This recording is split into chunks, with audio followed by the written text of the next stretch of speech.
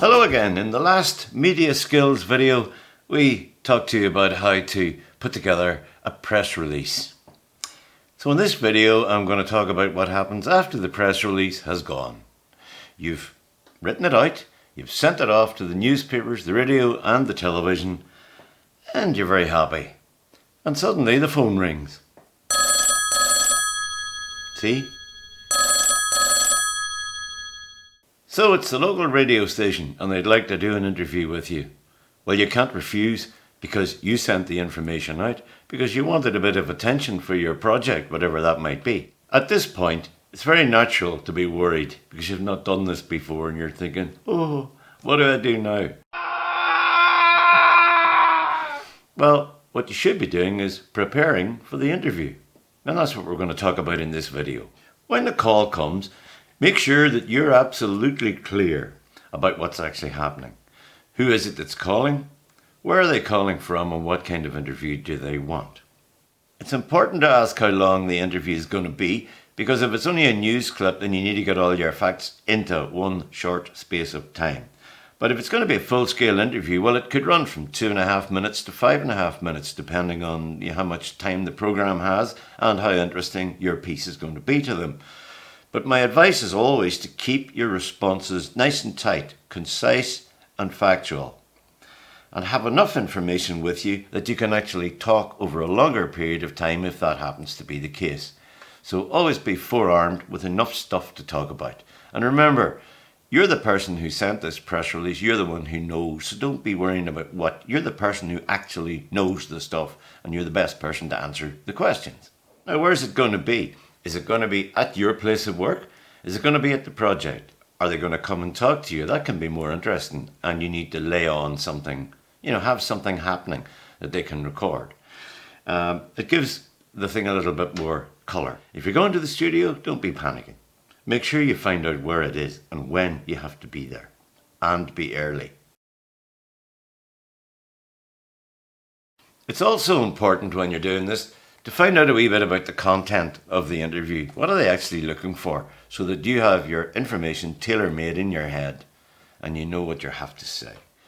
I tell people don't write out big lists of answers to questions you think you might get, but do take a small card and write 2 or 3 things that are really important that you need to get across. That just helps you remember them. Don't write them out as big long answers, just put headings because you've got it all in here anyway. And always be prepared. This is a good one. Always be prepared for a question that you don't want to answer. Because there's always somebody who might have a little niggle about what you do. So you never know when that gets thrown in. So always make sure you've got a little bat to whack that one back. Piece of information that will be useful. So remember, not everybody loves your work. So there might be somebody who detracts from it and you need to be able to respond to a question like that. Now sometimes you might get contacted by the media for your organisation or your group's opinion or response to something that's happening. And when that happens, it's worthwhile to talk to them first and find out exactly what is the angle, because there could be other people involved in this interview as well who might have a different point of view from you. So it's kind of important to make sure on that and have your information ready.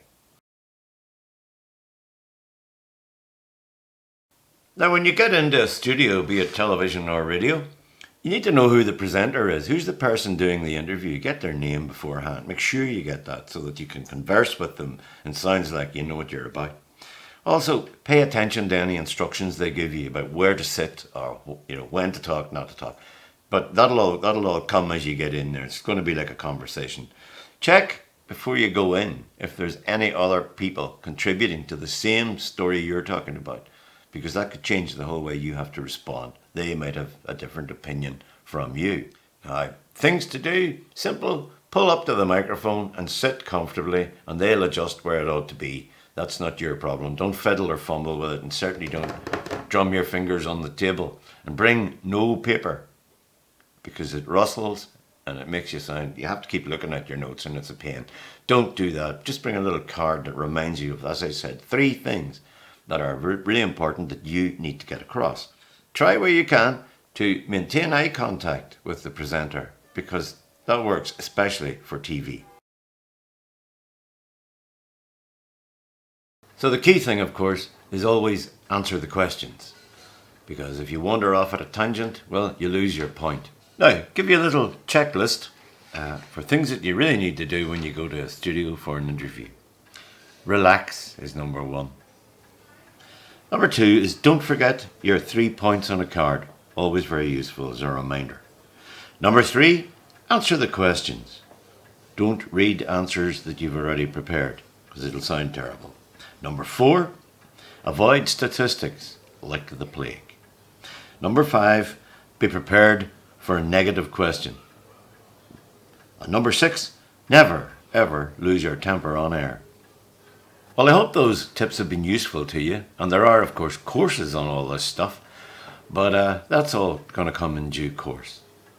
So in the meantime, good luck with your interview when it comes, and see you soon.